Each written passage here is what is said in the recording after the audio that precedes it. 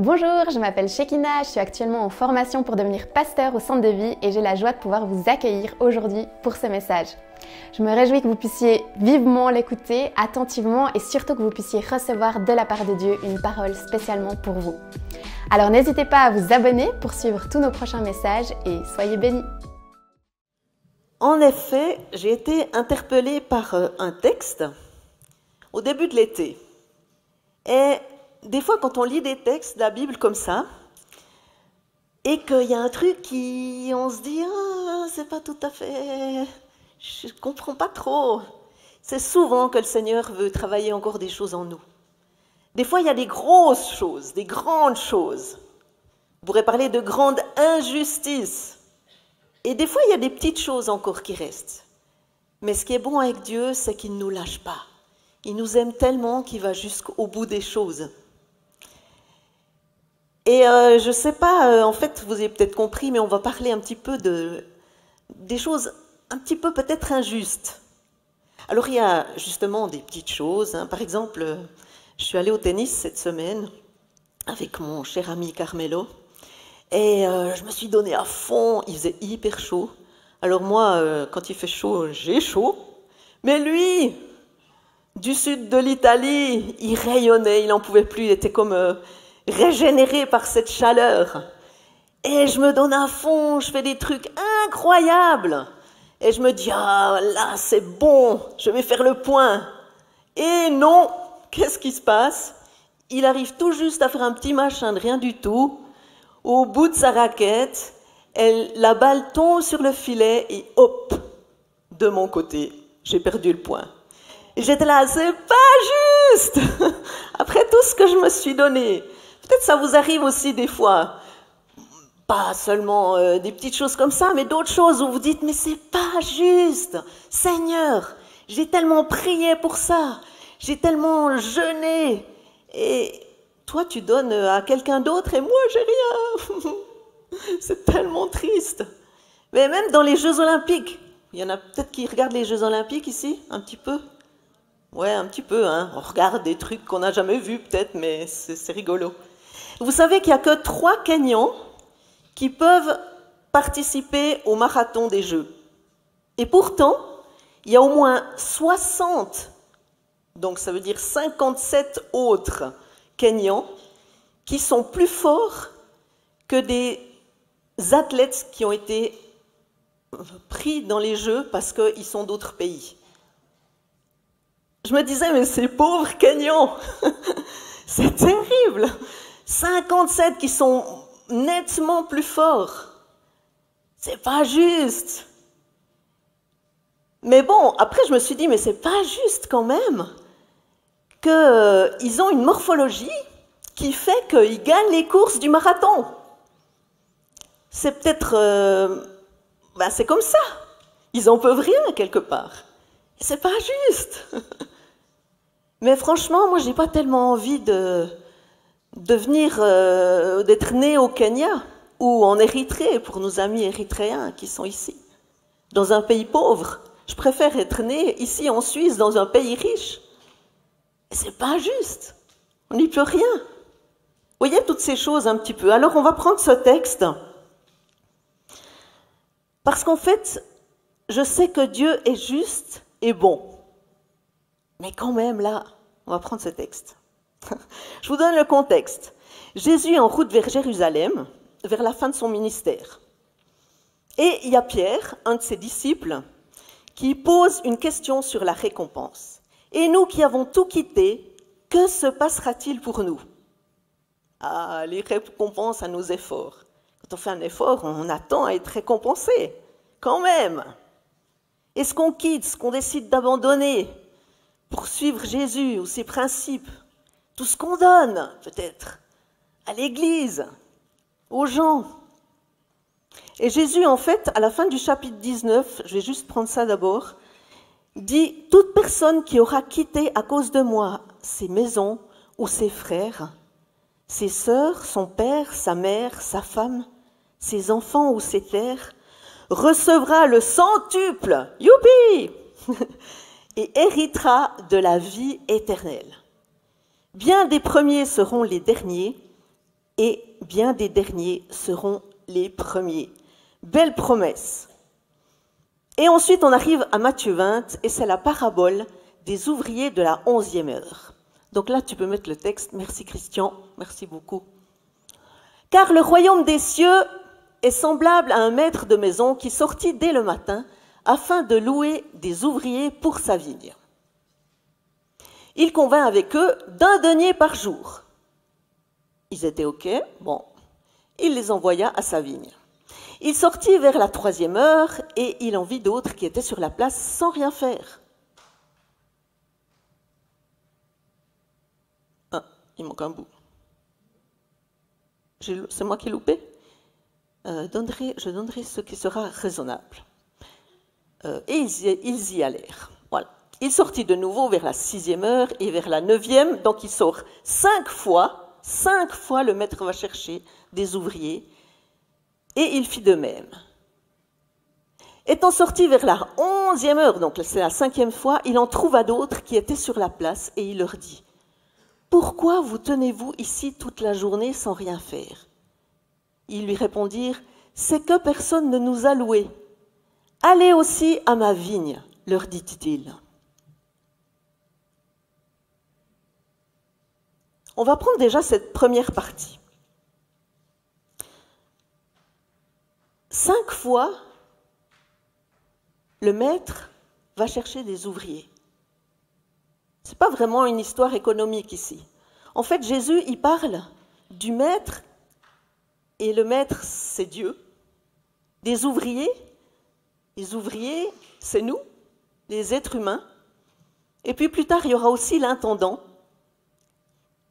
On pourrait dire, ça peut être des anges qui sont au service de Dieu pour les hommes.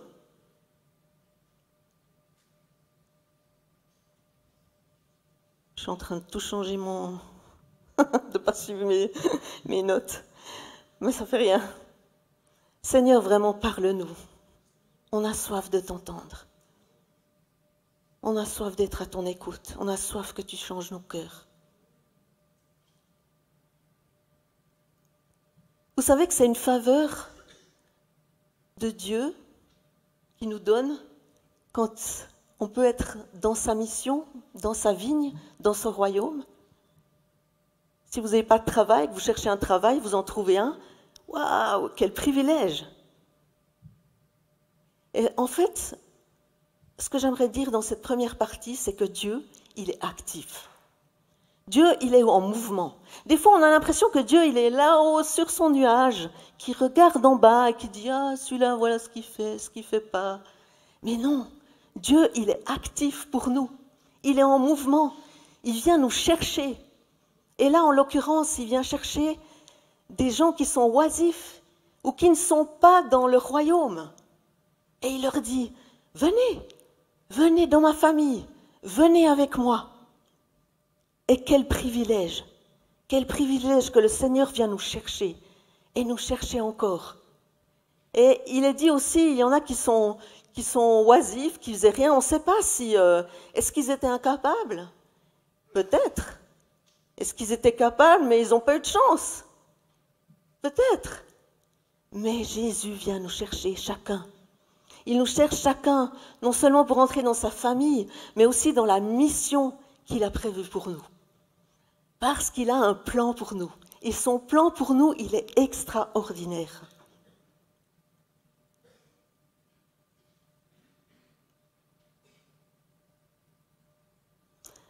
Réfléchis bien.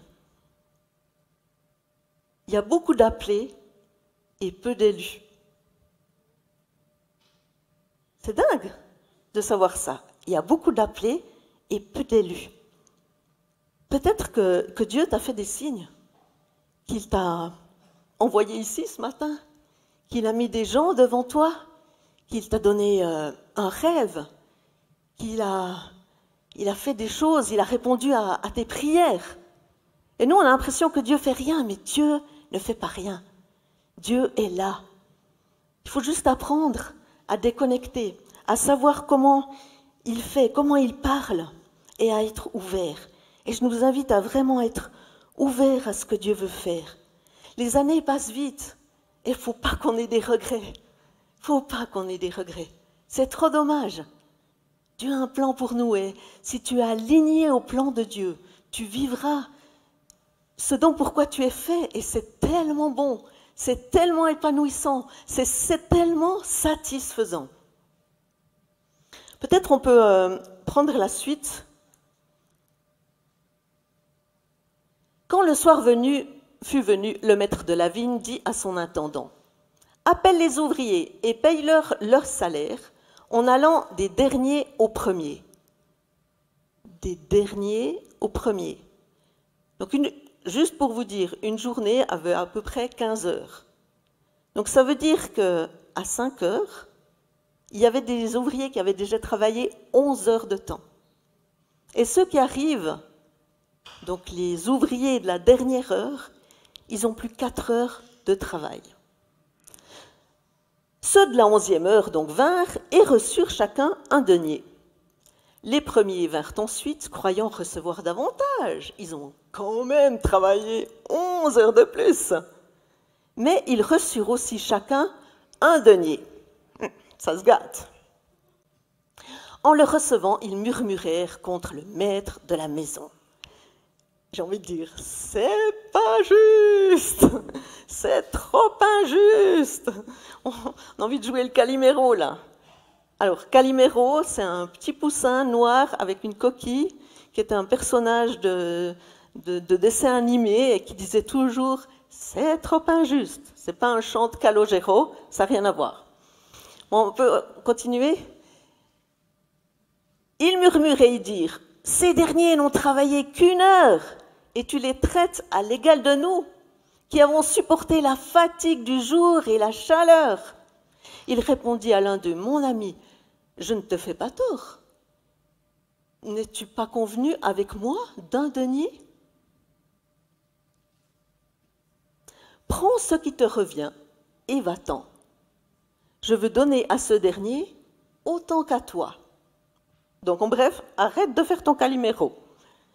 Ne m'est-il pas permis de faire de mon bien ce que je veux? Ou vois-tu de mauvais œil que je sois bon? Dieu est bon. Et Dieu est juste quand même. On verra. Ainsi, les derniers seront les premiers et les premiers seront les derniers. Alors, je ne sais pas vous, mais moi, quand j'ai lu ça, je me suis dit, mais quand même, Seigneur, c'est pas juste. Et là, le Seigneur me rappelait des choses. Il nous rappelle des fois des petits trucs. Et je ne sais pas vous, mais des fois on travaille, on donne tout ce qu'on peut. Peut-être vous travaillez pour l'Église, peut-être vous suivez quelqu'un en l'accompagnant, en priant pour lui, en prenant du temps, vous donnez votre temps, votre énergie, plein de choses. Et au niveau reconnaissance, récompense, ou presque rien. Ça vous arrive aussi? Moi, ça m'est arrivé. Je me suis dit, il y a quelque chose qui doit être un petit peu travaillé encore là.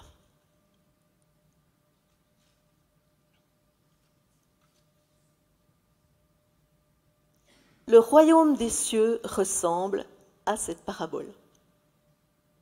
Et là, le Seigneur m'a dit, mais en fait, tu penses faux.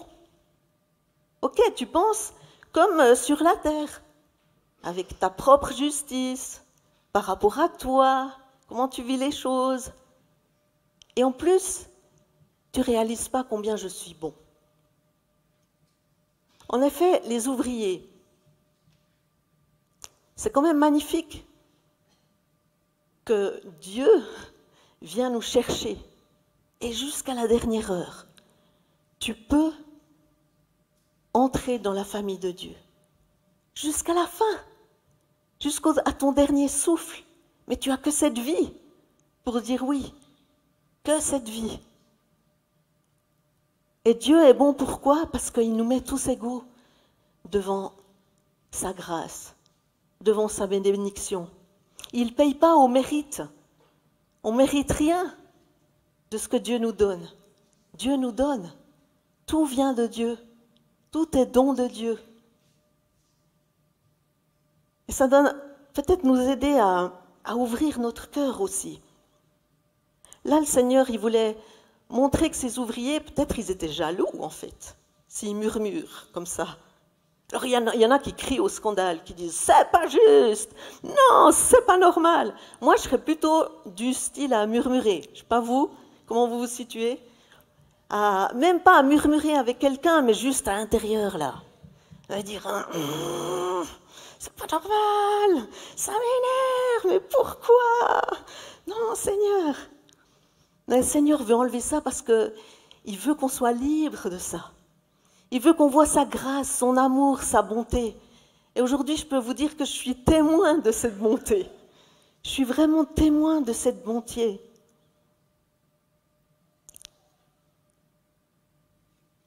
Peut-être là, je peux partager un petit peu de mon témoignage. Mes notes, je crois que je vais les oublier. À 18 ans, j'ai rencontré le Seigneur. Franchement, mon seul regret, c'est de ne pas l'avoir rencontré plus tôt. Ça a quand même changé. Pourtant, j'ai eu des épreuves après. Bon, d'abord, j'ai décidé de tout lui donner. Ma vie, ce qu'il voulait faire de moi, il pouvait le faire. Et j'ai décidé aussi de me garder pour le mariage. De ne pas avoir de copains. D'ailleurs, je n'ai pas eu de copains jusqu'à ce que j'ai eu mon mari, Olivier. On s'est mariés. Et ça fait 34 ans qu'on est ensemble. Merci. Et c'était pas simple parce qu'on est tellement différents. Lui, il pourrait suivre son plan et tout. Moi, on est vraiment différents, si vous nous connaissez.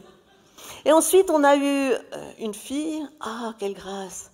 Je sais, soyez pas offensés si je vous parle ce matin. Si c'est difficile pour vous d'avoir des enfants, si vous n'en avez pas eu, s'il y a des choses injustes dans vos vies que vous voyez. Mais vraiment, j'aimerais vous inviter, on ne peut pas tout dire dans une prédication, mais vous inviter à juste ouvrir vos cœurs et à laisser Dieu vous toucher. Alors, on a une fille et puis 2 garçons, magnifiques. À 8 ans, notre fille, un été comme celui-ci, ne pouvait plus marcher. On ne savait pas ce qui se passait. On a commencé à aller voir des spécialistes, ici et là. Ils ne trouvaient pas ce que c'était. Jusqu'au jour où finalement on nous a dit « Vous devez apprendre à vivre avec un enfant handicapé. » Waouh! Comme ça, direct. Elle a une polyarthrite juvénile. Et en plus, c'est tellement rare, il y en a peut-être une vingtaine en Suisse, et en plus, on ne connaît vraiment pas toutes les différentes catégories, mais on doit faire des études internationales. Donc, on doit lui donner des médicaments. Et ces médicaments, on n'a pas le recul. On ne sait pas si ça va marcher ou pas. Non seulement ça, mais peut-être qu'elle va finir dans une chaise roulante. On ne sait pas. On a vu quelqu'un qui a la même chose et qui est dans une chaise roulante. Et en plus, avec ces médicaments, on ne sait pas. Mais peut-être qu'elle ne pourra pas avoir d'enfant, qu'il y a des conséquences. Parce qu'il faut prendre ça pour soulager, peut-être, ça soulage, peut-être pas. Et nous, on est là, on pleure, on prie, on dit « Seigneur, c'est pas juste, c'est pas juste. » Mais je suis là pour vous dire que Dieu est bon quand même. Vous le savez. Dieu est fidèle et Dieu rétribue. Parce qu'aujourd'hui, cette fille qui est Shekinah, elle s'est mariée, elle a un enfant et ça fait 1 semaine que je suis grand-mère. Sans effort! Ah, quel bonheur! Ah, moi je me disais, grand-mère, ouais, mais quand même, je me sens pas grand-mère, quoi. Mais c'est sans effort, le bonheur pur, sans effort, réjouissez-vous. C'est vraiment tellement bon, c'est vraiment tellement bon. Il y a beaucoup de choses dans nos vies qui nous titillent et nous mettent à mal, n'est-ce pas? Elles nous mettent à mal notre foi, en essayant de nous submerger. Des tempêtes, des épreuves, des injustices. Et ça a le pouvoir de nous déstabiliser. Ça nous écarte de l'amour et du plan de Dieu pour nous. Et on a tendance à voir chez les autres ce qu'on n'a pas. On a tendance à voir chez les autres ce qu'on n'a pas. ou pas reçu nous-mêmes, comme ces ouvriers.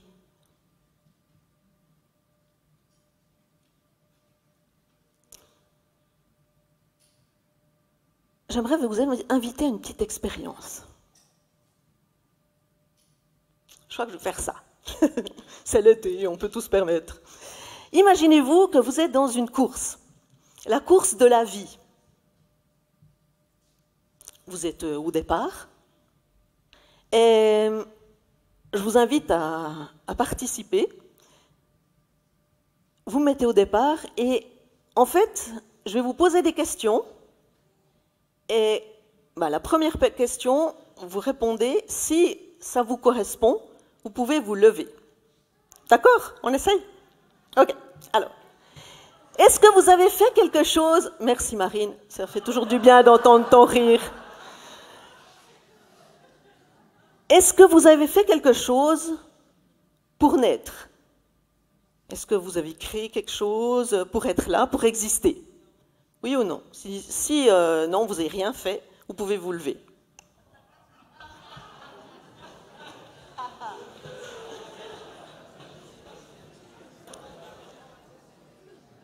Est-ce que vous avez fait quelque chose? Alors, il y en a qui peut-être ne se lèvent pas parce qu'ils ont des problèmes de santé ou ils sont un petit peu réfractaires parce que je ne vais pas faire tout comme tout le monde. C'est pas grave. Mais on peut imaginer que vous êtes tous debout, n'est-ce pas? Vous n'avez rien fait pour naître. Vous êtes là. Maintenant, on va continuer et dire, par exemple, il y a des gens, dans leur course, peut-être ils ont des embûches, n'est-ce pas? Donc, qui c'est qui a vécu, par exemple, dans son corps, des choses difficiles, un accident, un trauma, ils ont dû aller à l'hôpital. Cela, si c'est vous, vous êtes un petit peu handicapé dans la course, peut-être, si Dieu ne vous a pas encore totalement guéri. Donc, asseyez-vous, si vous avez vécu ça. Vous n'avez pas besoin de regarder à côté. Asseyez-vous. Il y en a déjà quelques-uns qui s'asseyent. Peut-être qu'il y en a qui ont vécu ici, mais qui n'étaient peut-être pas toujours ici. Peut-être qu'ils sont immigrés. Ils ont dû quitter leur pays parce que peut-être il y avait la guerre, parce que c'était compliqué. Et c'est difficile de venir dans un nouveau pays, de se réhabituer. Si vous êtes de ceux-là, vous pouvez vous asseoir aussi. Parce que c'est pas simple. C'est pas simple de s'habituer à une autre vie. Et tous ceux qui sont, on va continuer dans ce thème-là, qui sont des enfants de ces gens-là, de ces immigrés. Vous êtes là et peut-être qu'à cause de votre couleur de peau, de la manière dont vous êtes ou qui vous êtes, ça crée des problèmes, peut-être. Alors si vous êtes de cela, asseyez-vous. Vous voyez, on est de moins en moins. Tous ceux qui sont assis maintenant, en fait, vous avez un petit peu, vous voyez, on peut imaginer n'importe quoi, qui dans notre course avec le Seigneur, tout d'un coup fait que, on a plus de peine que les autres. Mais ce n'est pas notre faute, on n'y est pour rien. Et ceux qui sont debout, on pourrait continuer comme ça, mais je vais faire arrêter l'expérience. Restez debout, restez debout. Restez debout et réalisez à quel point vous êtes privilégiés. Est-ce qu'il y en a qui sont nés de familles chrétiennes? Restez debout. Ceux qui sont déjà debout et ceux qui sont pas de famille chrétienne, asseyez-vous. Voilà, il y en a encore qui s'asseyent. Voyez, toutes ces choses qui s'arrivent dans notre vie. Et là, réalisez maintenant, ceux qui sont debout, les privilèges que vous avez, les avantages dans la course. Et je vous invite juste maintenant à fermer les yeux et à remercier le Seigneur. Merci Seigneur, merci Seigneur, merci Seigneur. Je suis reconnaissante parce que tu ne m'as pas fait vivre quelque chose dans la guerre. Tu m'as donné une bonne santé. Merci Seigneur, merci Seigneur. Vous n'avez rien de spécial, vous n'avez rien fait pour ça. Tout vous a été donné et ce n'est que par grâce.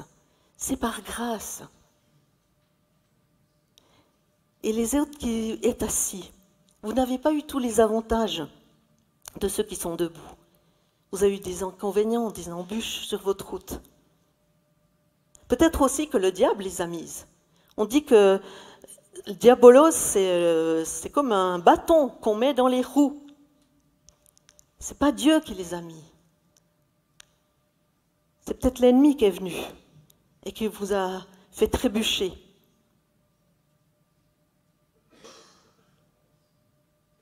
Mais Dieu les a permises? Oui. Et vous savez quoi, j'ai une bonne nouvelle. Si Dieu les a permises, s'il est juste et bon, c'est qu'il savait que vous alliez vous relever. Voyez, notre point de vue, des fois, il est tellement différent. Restez encore debout, j'en ai pas pour long. Notre point de vue est différent, nos perspectives sont différentes quand on regarde avec le regard de Dieu, avec les valeurs du royaume. Alors, tous ceux qui sont debout, qui sont heureux d'être là,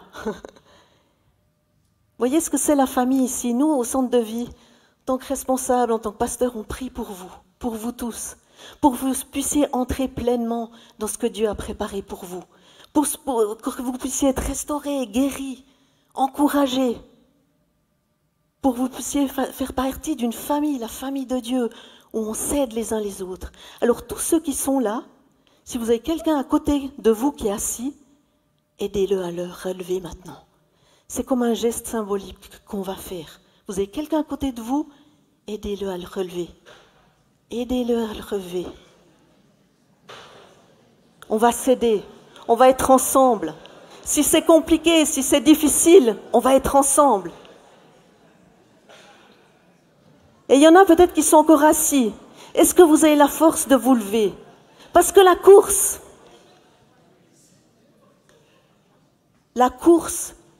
que Dieu nous appelle à vivre, on est tous égaux au départ, il y a des embûches, mais on est appelé à aller jusqu'au fond et à la voir se manifester.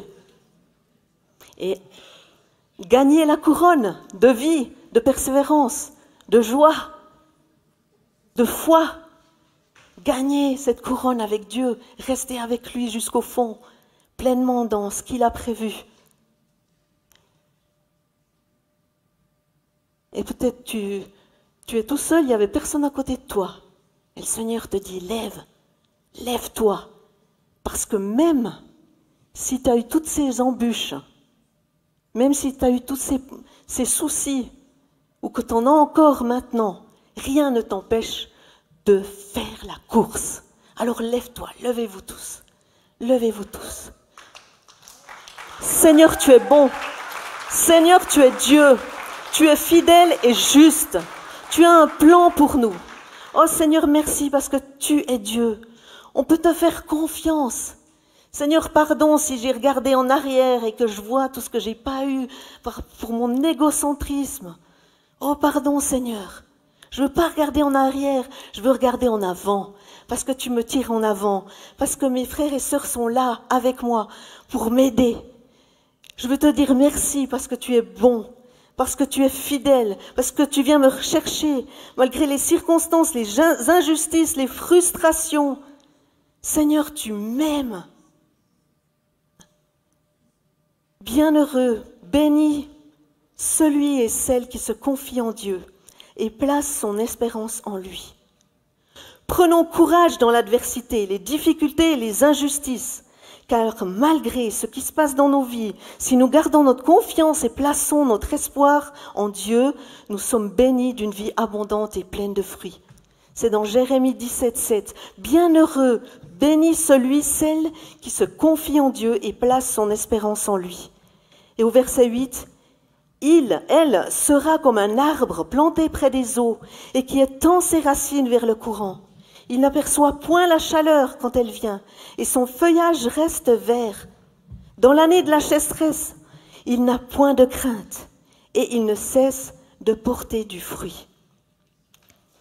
Tout ce qu'on vit, ce moment de louange extraordinaire, où on est heureux, où ça se passe bien, peut-être tu n'as pas de soucis comme ça aujourd'hui. Tout ça, c'est comme quelque chose que tu mets dans ta grange, que tu mets en toi. et qui te permet de rester debout quand vient l'adversité. Alors n'oublie pas, mets ta confiance en Dieu. Regarde à Jésus, regarde pas aux circonstances, à ce que tu as fait. Oublie ça, le Seigneur sait ce qu'il fait de toi, d'où tu viens et où tu vas. Et il veut te bénir. Oh Seigneur, merci pour ta bénédiction aujourd'hui. Merci parce que nous faire prendre conscience que tes pensées ne sont pas nos pensées, mais si on s'aligne à toi, tu es bon, tu es fidèle et on voit la rétribution arriver. On voit la rétribution arriver. Tu peux gagner la course, tu peux aller jusqu'au bout. La rétribution arrive parce que Dieu y croit en toi. Il vient te chercher, il vient te prendre, il vient t'aider, il vient te guérir. Oh Seigneur, pardonne-moi de ne pas croire assez en ta bonté, en ton amour. Aide-nous Seigneur à comprendre l'immensité de ton amour qui n'a pas de profondeur ni de largeur. On ne peut pas aller au bout. On peut toujours en comprendre plus. Oh Seigneur, viens nous toucher, viens nous changer, viens nous transformer de gloire en gloire, afin qu'à notre tour, nous soyons plein de zèle pour aller chercher ceux qui sont perdus, plein de zèle pour entrer dans ta mission. Et nous savons que nous serons épanouis et bienheureux, peu importe ce que nous avons vécu, parce que tu vas l'utiliser pour ta gloire. Et alors que nous serons avec toi, tu nous mettras cette couronne de vie, cette couronne de persévérance, de foi. Et nous, devant toi, Seigneur, on l'enlèvera et on la posera à tes pieds, Jésus, parce que c'est à toi seul qu'est tout le mérite et toute la gloire. Amen. Amen. Gloire à Dieu, gloire à Dieu. Gloire à toi, Seigneur.